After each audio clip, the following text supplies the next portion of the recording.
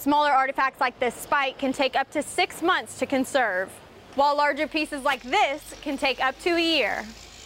The voucher proposal died in the House last session after lawmakers determined that public funding should stay in public schools. Bike lanes would be added to Montgomery Avenue, Bowers Boulevard, and Sam Houston Avenue. The plans are still in a preliminary phase and must be approved by the city and the university.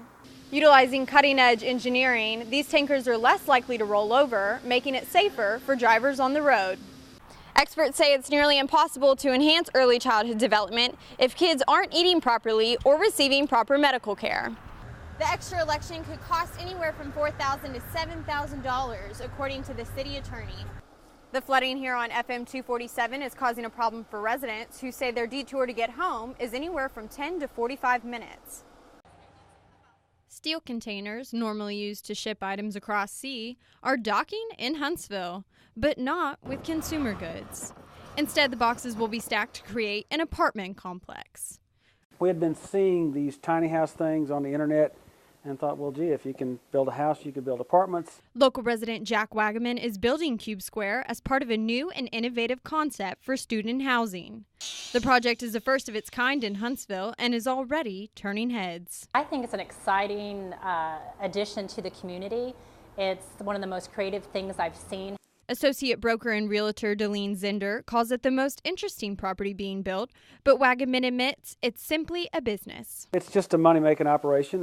Located just blocks from Sam Houston State University, the 540 square foot units will serve as efficiency apartments for students wanting the industrial chic look.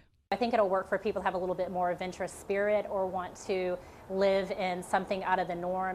The apartment comes with appliances, granite countertops, views through a fully glass wall, and even a walk-in closet. Wagaman has not set prices for the future efficiencies, but says they will run near $1 per square foot. Each floor consists of 2 apartments, totaling to 16 units that Cube Square will be leasing out this August. Whitney, Wylie, Cable 7, Huntsville. Opposed to what was originally reported, Calvert ISD students are getting vaccinations. Tuesday afternoon, the school district told News 3 that numbers we reported on February 6th were inaccurate. Superintendent Maxie Morgan did not comment after the Texas Tribune reported Calvert ranked the highest with 73% unvaccinated kids. There has been a mistake made, whether it be on the school district side or the state side. We haven't found out yet. We're still investigating that. We do know here at Calvert we have 0 exemptions.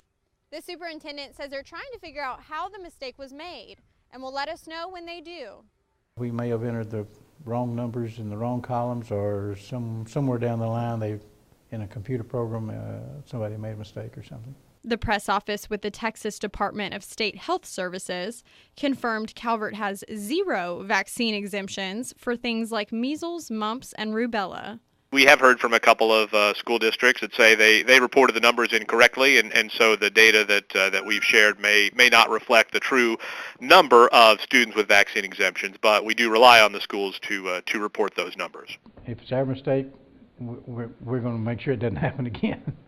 The superintendent wants parents and people to know that all 168 students enrolled this year have been vaccinated. In Calvert, Whitney, Wylie, News 3. Mobile apps for health are becoming more popular as consumers look for anytime, anywhere guidance. This one spots skin cancer moles. For $40, users can anonymously send a photo of the affected area to a board-certified dermatologist. The app serves people like Ravens Nest assistant golf pro Chris Lassiter, who is prone to skin cancer and might not have the time to get it checked out. I'm outside, at least a few hours every day, and during the summer, anywhere from 5 to 8 hours a day. While it's certainly convenient, local practitioners are wary of the idea. Paying for an app to get someone to diagnose you at a distance, I think, is a mistake. Registered nurse Sue Hill says that a picture can't tell the whole story. The texture, the induration, there are a lot of things that go into a physical examination of a skin lesion besides just looking. While First Derm may not be a physician favorite, Mobile apps can help even the busiest person maintain a healthy lifestyle. Apps that count calories, track your activity, and monitor your heart rate are increasingly popular. According to a Nielsen report, nearly 1/3 of smartphone owners accessed apps in the health and fitness category last year. Whitney, Wylie, Cable 7, Huntsville.